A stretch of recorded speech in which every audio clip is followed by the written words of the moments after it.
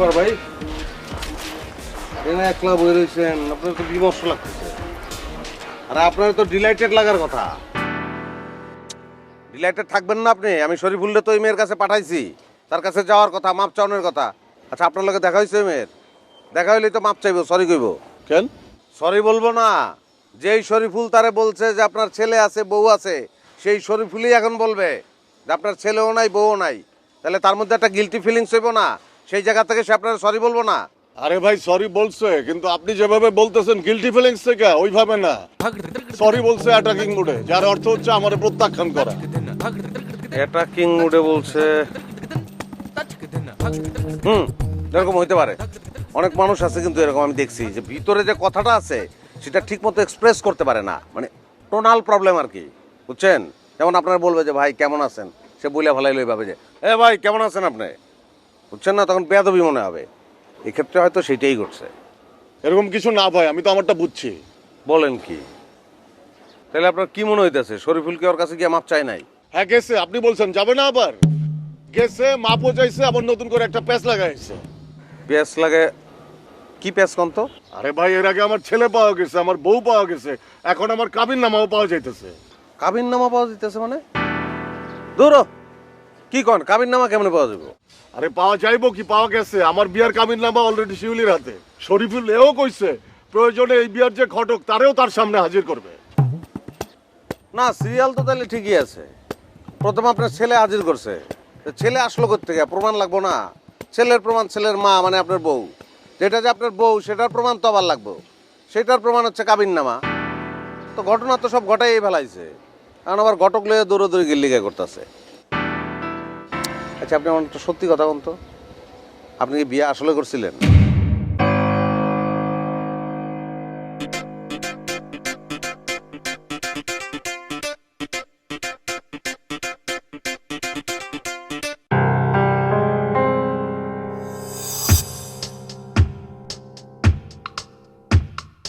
আসসালামু আলাইকুম আপা, আপনার জন্যই আমি ওয়েট করতেছিলাম, জরুরি কথা আছে। আমার সাথে তোমার আবার কিসের জরুরি কথা? ওই যে শিউলি বিষয়। সাজ্জাদ, তোমাকে আমি বলেছি না যে শিউলির নাম তুমি মুখে উচ্চারণ করবে না। শিউলির ব্যাপারে আবার কথা বলতে এসেছো কেন? না বলতে চাইলে তো একটু বলতে হবে আপা। শিউলি ছাড়া যদি কোনো কথা বলতে চাও তাহলেই আমি শুনবো। আচ্ছা ঠিক আছে আপা, কিন্তু আপা আপনি যদি কিছু মনে না করেন, আমি কি আপনার সাথে ভূত বিষয়ে কোনো আলোচনা করতে পারি? কি বিষয়? ভূত? হ্যাঁ ছেলে, আমি কি তোমার ফ্রেন্ড নাকি যে তুমি ভূত নিয়ে গাল গল্প করবে আমার সাথে? তুমি যদি ভূত পেতনি নিয়ে কথা বলতেই চাও তোমার ফ্রেন্ডদের সাথে করো গিয়ে, যাও। কিন্তু আপা এই আলোচনাটা যে আপনার সঙ্গে আমার করতে হইব, কারণ আপনি ভূতের বড় বোন। আমি আবার ভূতের বড় বোন হলাম কি করে? না মানে এইমাত্র আপনি আমার একটা নাম উচ্চারণ করতে মানা করলেন না, তিনি তো একজন ভূত, আর তার আপন বড় বোন তো আপনি। তুমি কি শিউলিকে ভূত বলছো?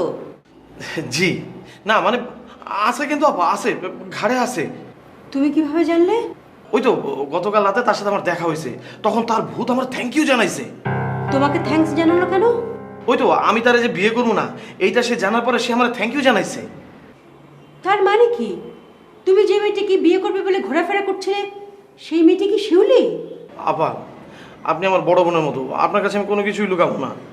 আমি আসলে মনে মনে সিদ্ধান্তই নিয়েছিলাম শিউলির আমি বিয়ে করবো, কিন্তু ওই যে ওই দিন আপনি আমার বললেন না শিউলির সাথে ভূত থাকে, এরপর আমি যতবারই শিউলির সাথে দেখা করতে গেছি, কথা বলতে গেছি, আমি মিলানোর চেষ্টা করছি শিউলির সাথে আসলেই ভূত থাকে কিনা। আপনার কথাই ঠিক আপা, শিউলির সাথে তো ভূত থাকে।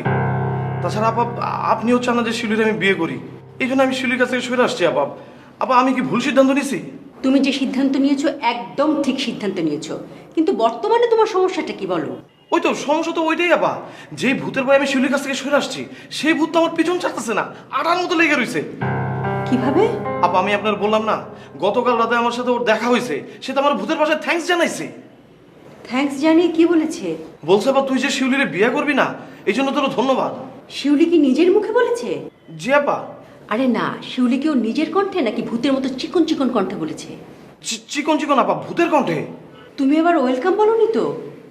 জি না আপা, ওয়েলকাম তো বলি নাই আপা।